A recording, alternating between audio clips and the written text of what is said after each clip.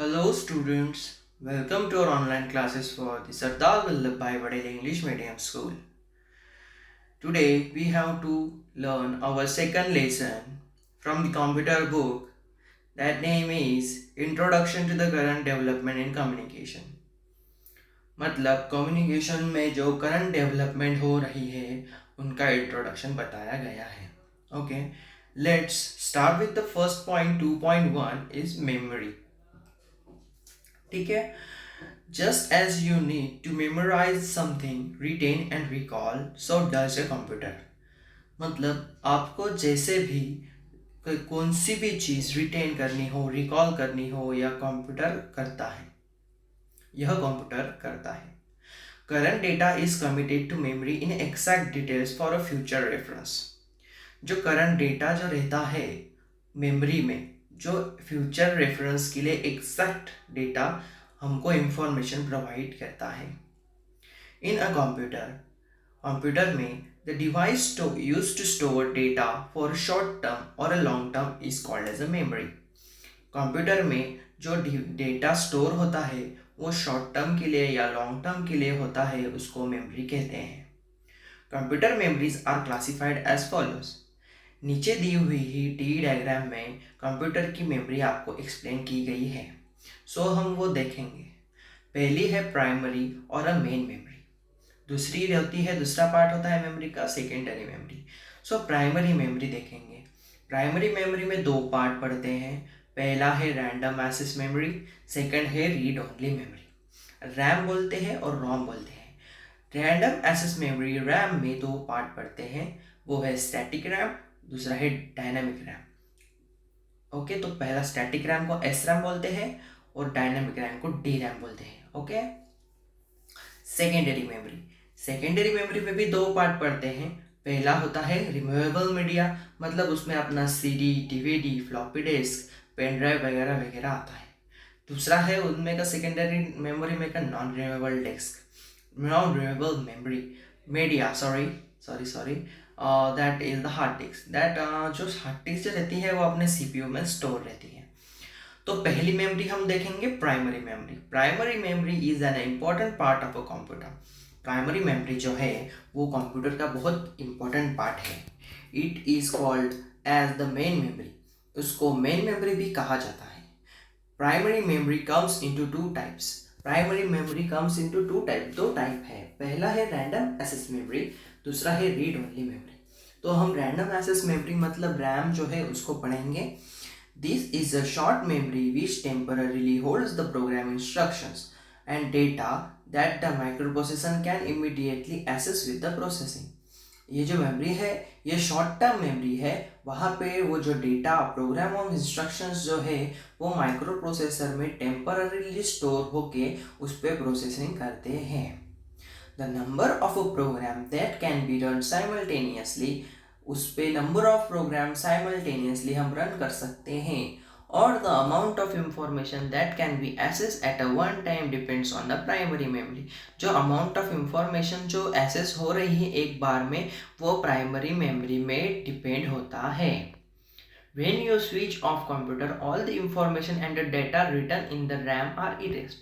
जब आप computer switch off मतलब बंद करते हो तब वो जो इंफॉर्मेशन एंड डेटा जो रहता है कंप्यूटर में, रैम में, रीड ओनली मेमोरी में, वो इरेज हो जाता है. Thus the RAM is a volatile memory. Therefore मतलब रैम जो है वोलेटाइल मेमोरी है. वोलेटाइल मतलब इरेज हो जाती है. उसको जो मेमोरी डेटा रहता है इंफॉर्मेशन वो डिलीट हो जाता है. This type of primary memory consists of a circuit board containing the several integral circuit chip on a row. ये जो प्राइमरी मेमोरी का कंसिस्ट सर्किट है उस पे बहुत सारे इंटीग्रेटेड सर्किट चिप्स या रो में लगाए गए हैं. This board or cord called as the memory bank or RAM bank. जो सर्किट बनाया गया है, circuit chip in the row जो बनाई गई है उसको मेमोरी बैंक या रैम बैंक भी हम कह सकते हैं. जो नीचे डायग्राम दी हुई है देखिए, ये रैम की डायग्राम है. यहाँ पे जो दो चिप्स दी हुई है, रैम चिप दी हुई है, edges connect to the feet of the slots of the motherboard. जो मदरबोर्ड में जो लगता है यही रैम है. इसमें ही डेटा इंफॉर्मेशन स्टोर होके वो इरेज हो जाती है स्विच ऑफ करने के बाद. ओके. सो पहली लाइन ज़रा चली गई है लेकिन कुछ टेंशन नहीं, it is connected to the motherboard. मतलब आपको ये जो है रैम ये मदरबोर्ड को कनेक्ट होता है। You can replace the cart of the system computer with the memory capacity. मतलब वो जो लाइन है वो जो चली गई वो बता रहा हूँ आपको, तो वो आप रिप्लेस भी कर सकते हैं, मेमोरी कैपेसिटी के हिसाब से वो आप चेंज भी कर सकते हैं। Each memory chip on the memory bank has millions of memory locations called as a memory cells। मतलब each memory chip जो होती है मेमोरी बैंक पे, उस पर मिलियंस ऑफ मेमोरी लोकेशन है। वहाँ पे उसको उनको क्या कहते हैं, मेमोरी सेल्स बोलते हैं। Organize in rows and columns. जो मेमोरी सेल्स रहते हैं वो और रोज एंड कॉलम्स में ऑर्गेनाइज रहते हैं। Each memory location in the identify by its row and column number. Each में मतलब हर एक मेमोरी लोकेशन जो है वो आइडेंटिफाई किससे होती है, रॉ से होती है, रो से होती है एंड कॉलम से होती है, कॉलम नंबर से होती है। Which form is address, so to address a cell we must specify the row and column members. मतलब आप जब उसको एड्रेस दोगे, मेमोरी सेल्स को एड्रेस दोगे, तो आपको स्पेसिफाई करना पड़ेगा कि रो और कॉलम नंबर क्या है। Memory cell response to two types of control signals. Memory cells जो है two types of control signals को रिस्पॉन्ड करते हैं, read and write. Read and write को, और read instruction is accompanied by the address. तो रीड इंस्ट्रक्शन जो है वो एड्रेस से बिलोंग्स करता है।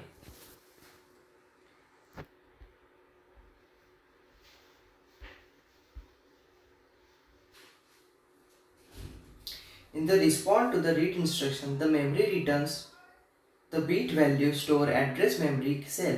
जो रीड मेमोरी इंस्ट्रक्शन से है तो memory returns to the bit value जो स्टोर की जाती है मेमोरी सेल्स में। The write instruction is accomplished by the address and data. जो राइट इंस्ट्रक्शन है वो अकम्प्लेंट होता है एड्रेस एंड डेटा से। The memory stores this data at the address location.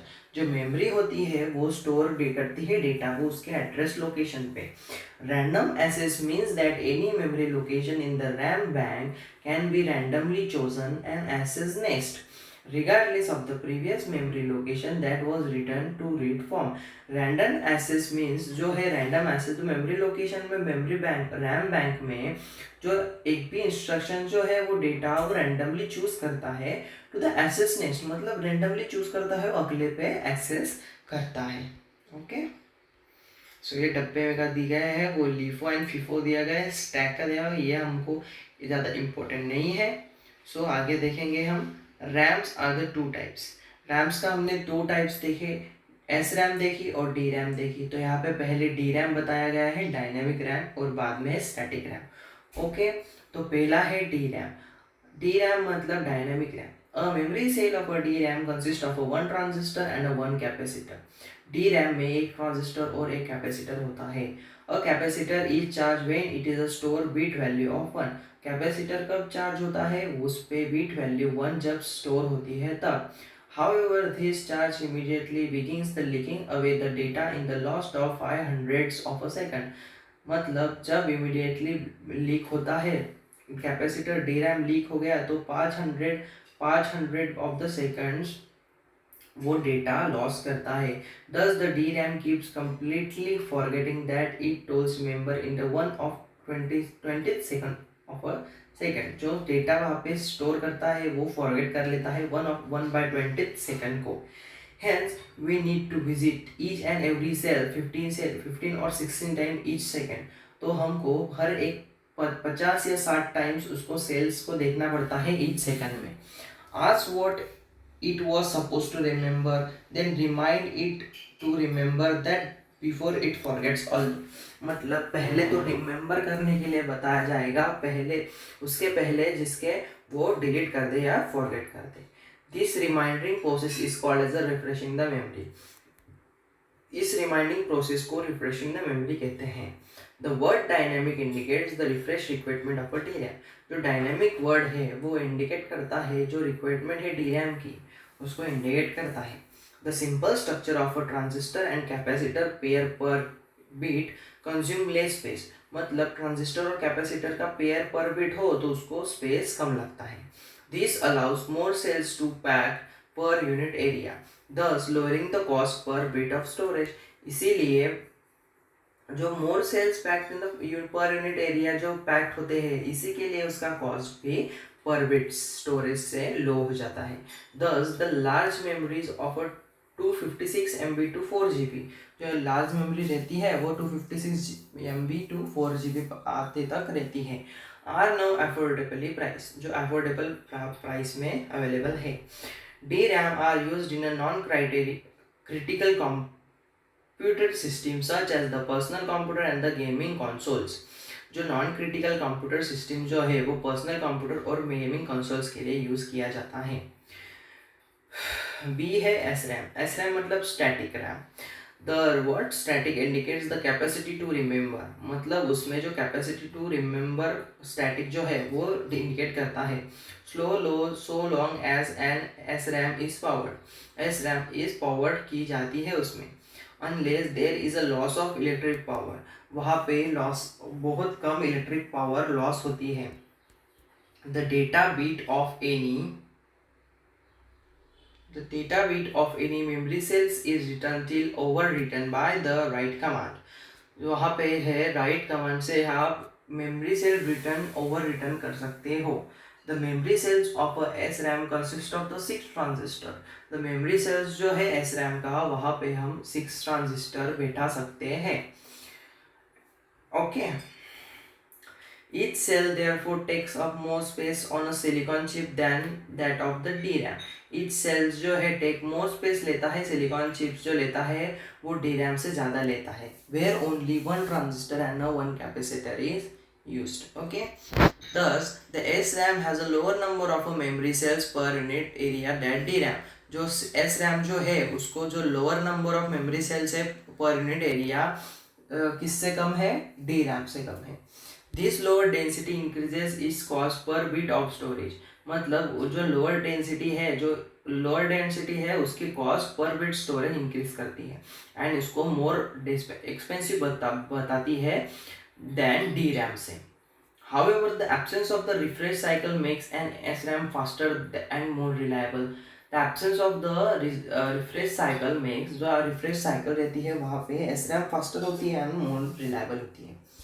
SRAM is used, कहाँ पे SRAM यूज होती है वो बताया गया है. And system memory in a critical computer system such as industrial and scientific subsystem. The जो system memory in critical computer में रहती है वह industrial scientific subsystem serves car electronics expensive personal computers में SRAM यूज की जाती है. As primary caches inside the power microprocessor. Powerful microprocessor, तो प्राइमरी कैचेस के लिए माइक्रोप्रोसेसर पावरफुल माइक्रोप्रोसेसर में यूज की जाती है. As a caches to buffer of a hard disk, LCD monitor, printers and CD drives. मतलब जो CD drives वगैरह वगैरह डेटा स्टोर करने के लिए होती है. In the microprocessor control home appliances and toys. तो माइक्रो प्रोसेसर में होम अप्लायंस में कंट्रोल की जाती है एंड टॉयज में. In the digital camera cells etc. Okay. Second है read only memory. This type of memory IC that retain its program or data even when it is not electrically powered. मतलब इसमें जो programme and data retain करता है तब भी उसमें electric powered नहीं होता. That it is a non volatile, a long term memory. मतलब ये volatile नहीं है, ये forget नहीं करती. If every computer has a ROM on its motherboard. हर एक कंप्यूटर में उनके मदरबोर्ड पे रोम दी हुई होती है. जैसे कि रैम दी हुई होती है वैसे ही रोम दी हुई होती है. Known as the BIOS chip, उसको BIOS चिप भी कहते हैं. It holds the critical bootstrap program that is essential to bring computer to the state of a readiness after is powered on. मतलब bootstrap प्रोग्राम से computer के state जब ready होता है, जो उससे उसका प्रोग्राम जो स्टोर किया होता है शटडाउन या ऑन करने के बाद भी वही के वही वो डेटा स्टोर रहता है, वो इरेज नहीं होता. In the oldest type of ROM known as the mask ROM, the program is physically encoded on the IC at the fabrication stage. मतलब जो पुराने रोम रहा करते थे उन पे फिजिकली इनकोड किया जाता था ऑन द IC पे एट द फैब्रिकेशन स्टेज पे. ओके. दस it is impossible to change its content after fabrication. Fabrication होने के बाद उसका जो कंटेंट रहता है वो हम एडिट नहीं कर सकते। For modern types of such EPROM, मतलब modern types of RAM ROM जो है वो ईपी रोम मतलब erasable programming ROM, and EEPROM मतलब electrical erasable programmer ROM can be erased and reprogram many times, मतलब जो data रहता है वो हर बार इरेज भी किया जा सकता है या रिप्रोग्राम भी किया जा सकता है। बिफोर दिस फ्लेक्सिबिलिटी इस फ्लेक्सिबिलिटी बिकॉज ऑफ फ्लेक्सिबिलिटी है उसमें बहुत सारी। EEP roams have found widespread use in USB pen drives, cellular phones, digital cameras, portable MP3 player and micro SD cards etc. जो ईपी रैम्स है वो widely spread है USB drive में, cellular phone में या डिजिटल कैमरास में। तो secondary memory क्या होती है वो पढ़ेंगे। Secondary memory is a long term memory that has the much higher storing capacity than the primary memory. Secondary memory जो रहती है वो लॉन्ग टर्म मेमोरी रहती है, उसमें मच कैपेसिटी रहती है प्राइमरी मेमोरी से। It is use to permanently store user programs raw and process data. जो डेटा जो है वो परमानेंटली स्टोर हो जाता है यूजर प्रोग्राम में, और प्रोसेस डाटा हम कब भी प्रोसेस कर सकते हैं। These information store and storage memory can be recalled as a future data for release। तो इंफॉर्मेशन की जाती है स्टोर सेकेंडरी मेमोरी में, वो हम रिकॉल कर सकते हैं फ्यूचर डेट फॉर यूज के लिए। Your store programs like Word PowerPoint in the secondary memory, जो प्रोग्राम्स हम स्टोर कर सकते हैं वर्ड पावर पॉइंट में, पेंट में, इन द सेकेंडरी मेमोरी में, that is you can write to this memory. तो हमको इस मेमोरी में ही उनको राइट करना पड़ता है। And unless you will command to erase them, उसके अलावा आप उसको इरेज कमांड भी दे सकते हैं। The content of the secondary memory will not get on even when the electricity switch off, मतलब सेकेंडरी मेमोरी कैसी रहती है, लॉन्ग टर्म मेमोरी रहती है। इसी के वजह से कंप्यूटर स्विच ऑफ भी किया तो वो जो डेटा है वो स्टोर किया हुआ वो डिलीट नहीं होता है। That's why the secondary memory called as the permanent memory. इसी के लिए सेकेंडरी मेमोरी को परमानेंट मेमोरी भी कहते हैं। The type of a secondary memory which you have learn in the some details in the standard are, जो हम secondary memory हम पढ़े हैं अब पिछले साल के स्टैंडर्ड में, वो है, देखिए कौन से हैं। पहला है floppy disk, hard disk, compact disk, digital video disk and pen drives, जो है वो सेकेंडरी मेमोरी के टाइप्स हैं। Of these the hard disk is usually fitted in the CPU cabinet, जो कंप्यूटर में बाजू में बहुत बड़ा डब्बा रहता है सीपीयू वाला, उसमें हार्ड डिस्क फिट की हुई होती है। Hence, it is known as the non-renewable media, the others are the renewable media। इसी के लिए उसको नॉन रिन्यूएबल मीडिया कहा करते हैं। एंड जो अदर रहते हैं बहुत सारे मीडिया हम कनेक्ट करते हैं उनको हम रिन्यूएबल मीडिया कहते हैं। Thank you. तो अगला पार्ट में हम सेकेंड पार्ट में हम माइक्रो प्रोसेसर पढ़ेंगे। Okay, thank you.